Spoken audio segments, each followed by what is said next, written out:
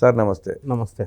పోలవరం మీద వైఎస్ఆర్ కాంగ్రెస్ పార్టీ జగన్మోహన్ రెడ్డి భజన బ్యాచ్ తీవ్రంగా దుష్ప్రచారం చేస్తుంది. పోలవరం చేసిందే రాజశేఖర రెడ్డి, పూర్తి చేస్తోంది జగన్మోహన్ రెడ్డి అన్నట్టు మాట్లాడుతున్నారు.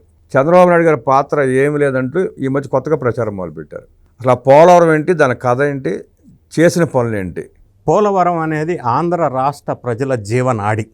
దాన్ని విధ్వంసం చేసింది వైఎస్ఆర్ కాంగ్రెస్ ప్రభుత్వం అనేది వాస్తవం. పోలవరం మొదలు స్టార్ట్ చేసి కాలువల్లో మట్టి తవ్వి మొబిలైజేషన్ అడ్వాన్స్ పేరుతో వైఎస్ రాజశేఖర రెడ్డి దివంగత నేత చేసిన పనులు మనం ఇంకా డీటెయిల్స్గా మాట్లాడుకోవాల్సిన అవసరం లే. ఆ తర్వాత స్టార్ట్ చేయబడిన కాలువలు తవ్వి డబ్బులు అక్రమంగా సంపాదించుకున్న ఆ ప్రభుత్వం తర్వాత చంద్రబాబు నాయుడు గారి ప్రభుత్వం ఆంధ్రప్రదేశ్లో పోలవరాన్ని ఒక ప్రెస్టీజియస్ ప్రాజెక్టుగా తీసుకున్నారు.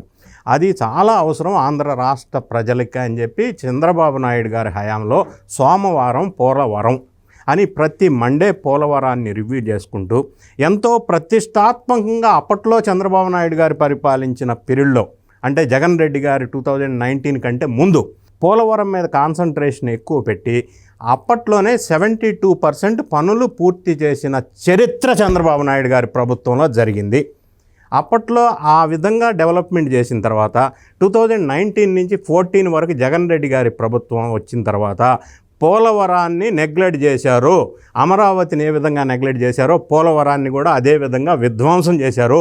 రివర్స్ టెండరింగ్ పేరుతో 3,000 కోట్లు తీసుకున్న మాట వాస్తవం కాదా?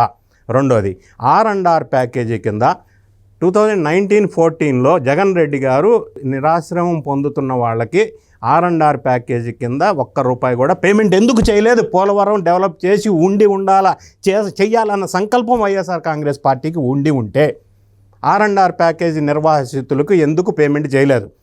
అంతకంటే జగన్ రెడ్డి గారి ప్రభుత్వం కంటే ముందు చంద్రబాబు నాయుడు గారు నిర్వాసితులకి R&R ప్యాకేజ్ కింద 4,000 కోట్లు రిలీజ్ చేశారు. జగన్ రెడ్డి గారు 5 సంవత్సరాల్లో ఏమాత్రం దానికి అమౌంట్ వాళ్ళకి పేమెంట్ చేయాల. మోరోవరు 2019 ఎలక్షన్కి ముందులో 10 లక్షలు కుటుంబానికి ఇస్తా అన్నారు. వాళ్ళకు ₹1 చెల్లించరా.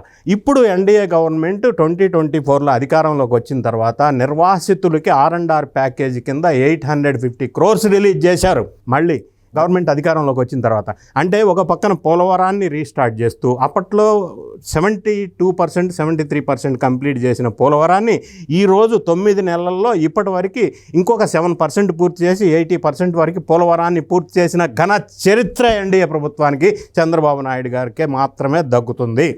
అదేవిధంగా విధ్వంసం చేసినటువంటి అన్ని కొట్టుకుపోయినా కూడా పట్టించుకోకుండా వదిలేసిన పోలవరాన్ని మళ్ళీ రివైవ్ చేసి రివర్స్ టెండరింగ్తో వాళ్ళు దోచుకున్న పైసల నష్టాన్ని మళ్ళీ సరిచేసుకుంటూ అప్పట్లో జగన్ రెడ్డి గారు 55,000 కోట్లు పోలవరానికి అవసరం అని చెప్పేసి తర్వాత 35,000 కోట్లు సరిపోతాయని చెప్పేసి రకరకాల నాటకీయ డెసిషన్స్ తీసుకొని ఇప్పుడు ఈరోజు చంద్రబాబు నాయుడు గారు వచ్చిన 9 నెలల్లో పోలవరం డెవలప్మెంట్ 7% పూర్తి చేశారు అనేది చిన్న విషయం కాదు, చాలా గొప్ప విషయం.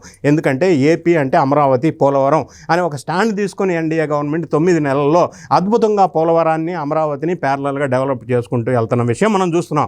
పోలవరం డెవలప్ అయితే ఆంధ్ర రాష్ట్రం సస్యశ్యామలం అవుతుంది. నదుల అనుసంధానానికి ఇది ఒక మెట్టుగా భావిస్తున్నారు చంద్రబాబు నాయుడు గారు. ప్రాజెక్టులు కంప్లీట్ చేయడంలో, ఇన్ఫ్రాస్ట్రక్చర్ డెవలప్మెంట్ చేయడంలో చంద్రబాబు నాయుడు గారికి ఒక బ్రాండ్ ఉంది, ఒక బ్రాండ్ ఇమేజ్ ఉంది, ఒక వాల్యూ ఉంది, ఒక క్రెడిబిలిటీ ఉంది. ఆ విధంగా ఆయన చేసిన సక్సెస్ని 80% వరకు పోలవరం ప్రాజెక్ట్ పూర్తి అవడానికి కారణం ఎన్డీఏ, కారణం చంద్రబాబు నాయుడు గారు. అది వదిలేసి మీరు చెప్పినట్టుగా వైఎస్ఆర్ కాంగ్రెస్ పార్టీకి ఆ క్రెడిట్ రాకపోగా కూడా విధ్వంసం చేసినారు అనే ఒక బ్లేమ్ అయితే ఖచ్చితంగా ఉంది. అందులో అనుమానం లేదు, సందేశం లేదు. బేస్లెస్ ఎలిగేషన్ చేయటం తప్ప.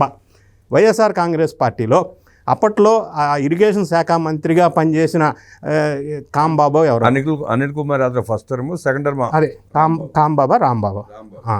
సో ఆయన ఒకసారి పత్రికా విలేకరుల సమావేశంలో నాకే అర్థం కావట్లేదు అబ్బా పోలవరం ఏంటో అన్నాడు. ఇది ఆన్ రికార్డ్.